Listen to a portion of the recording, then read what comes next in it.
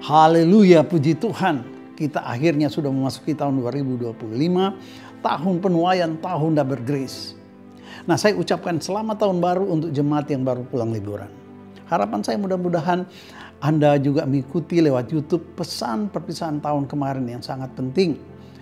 Nah, saudara, untuk menjaga api pesan Tuhan tetap menyala dalam jiwa kita, maka saya merasa perlu paling tidak sepanjang bulan Januari ini menjaga api itu melalui pastor message yang singkat supaya kita makin jelas, kita makin mengerti tentang pesan Tuhan yang sangat penting, yaitu pisahkanlah dirimu, separate yourself, keluarlah dari Babel dan larilah dari Kasdim. Haleluya. Dan hari ini saya ingin berbagi dengan saudara tentang Amsal 22 ayat 13. Amsal ini seringkali tanpa kita sadar itu menjadi penghalang kita karena kita juga terlibat di dalamnya. Dia dikatakan begini. Si pemalas berkata, saya percaya Anda bukan pemalas. Tidak ada pemalas di sini. Cuma saya mau beritahu Anda itu kurang pede aja.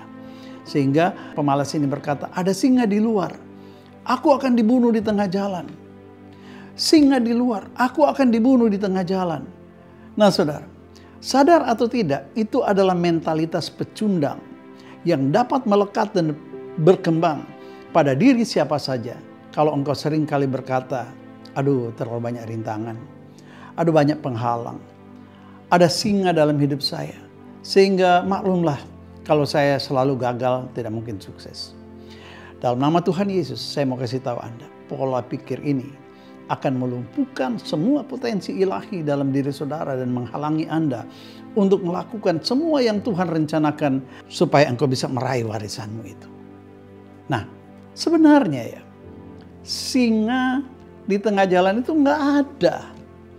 Orang itu hanya membuat alasan untuk membenarkan kenapa dia tidak berani mencoba sesuatu yang baru. Kita bisa saja terbiasa membiarkan mentalitas itu berkembang dalam pikiran kita. Kita membuat diri kita tidak bisa bergerak dan takut untuk melakukan sesuatu yang baru. Jangan, saudara. Nah, bagaimana jawaban firman Tuhan? Bagaimana cara melawan pola pikir seperti ini? Anda harus mengisi pikiran Anda dengan janji-janji firman Tuhan. 2 Korintus 10 ayat 4 dan 5 berkata begini. Karena senjata kami dalam perjuangan bukanlah senjata duniawi, melainkan senjata yang diperlengkapi dengan kuasa Allah yang sanggup meruntuhkan benteng-benteng. Nah, kata benteng-benteng ini dalam beberapa terjemahan dalam bahasa Inggris ada yang diterjemahkan reasoning atau berdalih, alasan. Kemudian New American Standard menerjemahkan sebagai spekulasi.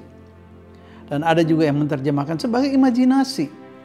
Nah, singa di jalan itu hanyalah imajinasi, khayalan belaka. Dan ini akan menjadi benteng mental yang menghalangi Anda untuk bergerak maju. Come on, ini sudah tahun 2025. Jangan mau. Misalnya nih ya, engkau mungkin bermimpi sejak beberapa tahun yang lalu ingin menjalani kehidupan baru dalam Tuhan, ingin bertobat sungguh-sungguh. Tetapi pikiran Anda selalu berkata begini, alah ngaca dulu deh, kamu kan sudah coba, kamu kan gagal lagi, kamu tidak bisa berubah. Tak seorang pun akan percaya bahwa kamu ini bisa berubah. Atau mungkin Anda ingin melangkah lebih jauh dalam karir dan bisnis.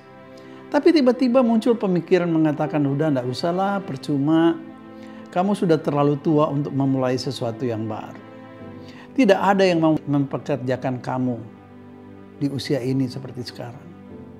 Oh, kamu tidak cukup pintar untuk berada pada posisi itu. Ada orang-orang yang lebih baik daripada kamu di sana. Nah, saudara, bisikan-bisikan ini dalam pikiran kita, saya mau beritahu itu konyol, itu bukan berasal dari Tuhan. Nah, dengar, kata imajinasi berasal dari kata image atau gambar.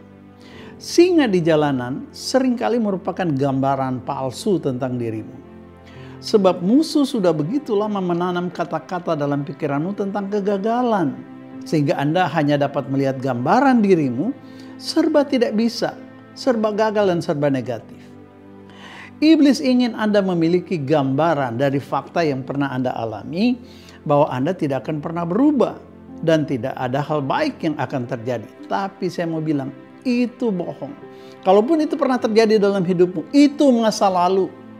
Sekarang Anda di masa yang baru, masa penuaian 2025. Ada pertempuran seperti itu yang selalu terjadi dalam pikiran Anda. Tapi saya ingin nasihatkan saudara. Jika apa yang Anda yakini sesuatu yang tidak sejalan dengan apa yang Tuhan katakan tentang dirimu, tolaklah itu dalam nama Tuhan Yesus. Firman Tuhan katakan apa tentang engkau? Dia bilang engkau itu anak Allah. Tidak ada yang mustahil bagi orang percaya. Allah ada di pihakmu, siapa yang dapat melawan engkau? Engkau lebih dari pemenang. Dan ada banyak lagi. Itu sebabnya saudara, tahun 2025, Tuhan sudah memerintahkan Anda dan saya untuk segera keluar dari benteng imajinasi negatif tentang dirimu. Ini saatnya.